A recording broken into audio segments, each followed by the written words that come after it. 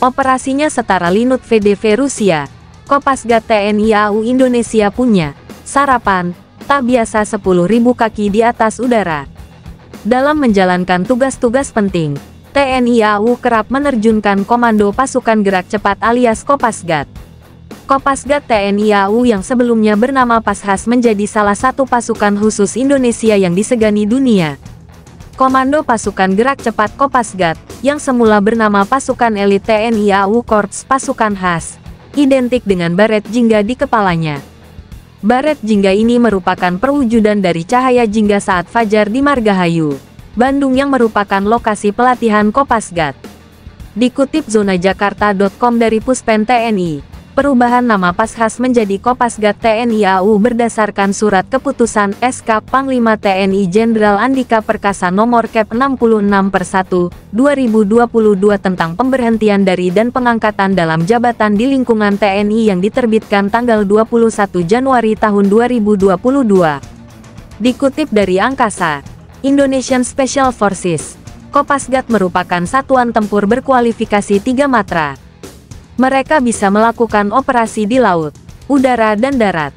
Karena dilatih sebagai pasukan khusus, Kopasgat siaga 24 jam, siap digerakkan kemanapun sesuai perintah komando atas karena fungsinya sebagai pasukan pemukul NKRI.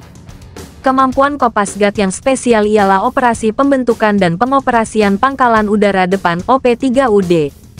OP-3UD ialah operasi perebutan bandara udara musuh yang dilakukan oleh Kopasgat. Kopasgat lantas mengoperasikan sekaligus mempertahankan bandara tersebut dari serangan musuh. Pengoperasian bandara bertujuan untuk menyiapkan pendaratan pesawat hingga penerjunan susulan pasukan kawan. OP-3UD ini pernah dipraktekkan langsung oleh Kopasgat saat awal-awal operasi Seroja di Timor Timur dengan merebut bandara di sana dari tangan Fretilin. Operasi OP-3UD juga dipraktekkan pasukan lintas udara, Linut Rusia VDV di Ukraina.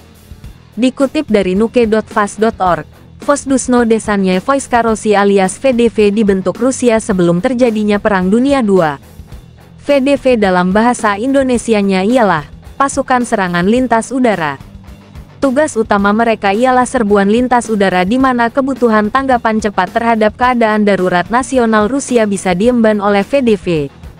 VDV dibekali kemampuan mengoperasikan berbagai macam senjata. Yang buat geleng-geleng kepala, VDV dilengkapi kendaraan lapis baja yang ikut diterjunkan bersama para personel dari udara ke medan operasi.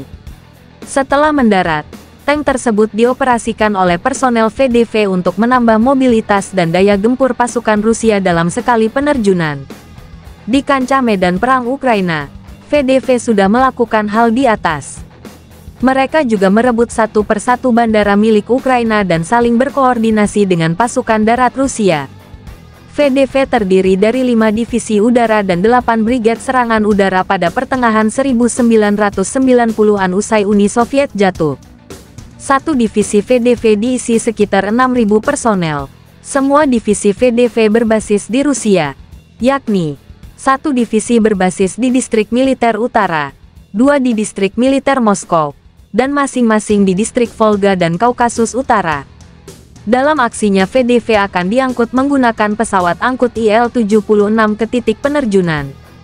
Mereka diberi batas waktu oleh pemerintah Rusia bahwa dalam 4-10 jam harus sudah terjun ke medan operasi. Saat ini di lingkup militer Rusia, VDV merupakan pasukan yang siap diterjunkan paling cepat mobilisasinya dibanding yang lain. Kopasgat TNI AU juga demikian. Tugas dan kemampuan mereka mirip dengan VDV Rusia, diterjunkan dari pesawat sebagai pasukan Linut untuk merebut bandara atau objek vital milik lawan lainnya. Jalankan misi operasi yang sama dengan VDV Rusia, Kopasgat TNI AU Indonesia rupanya memiliki menu sarapan yang tak biasa. Dikutip zonajakarta.com dari akun Instagram @militer.udara yang mengunggah sebuah postingan pada tanggal 9 Januari tahun 2024.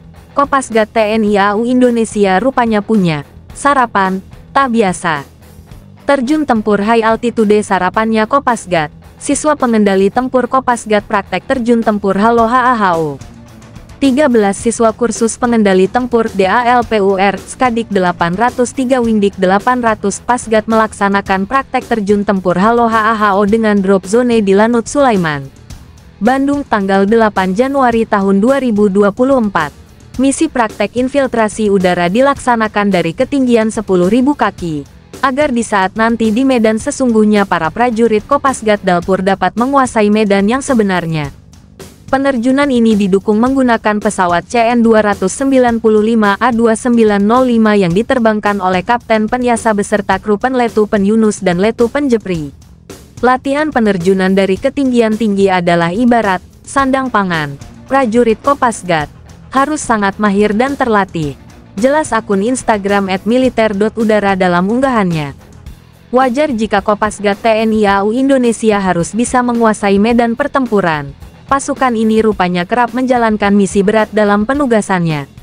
80 WNI yang dievakuasi merupakan staf Kedutaan Besar Republik Indonesia KBRI di Kyiv, Ukraina dipulangkan pemerintah melalui Bukares, Rumania menuju Jakarta, Kamis, tanggal 3 Maret tahun 2022. Kopasgat TNI AU cukup mumpuni sebagai pasukan khusus, apalagi yang dikerahkan ialah pasukan anti-teror SAT Bravo 90.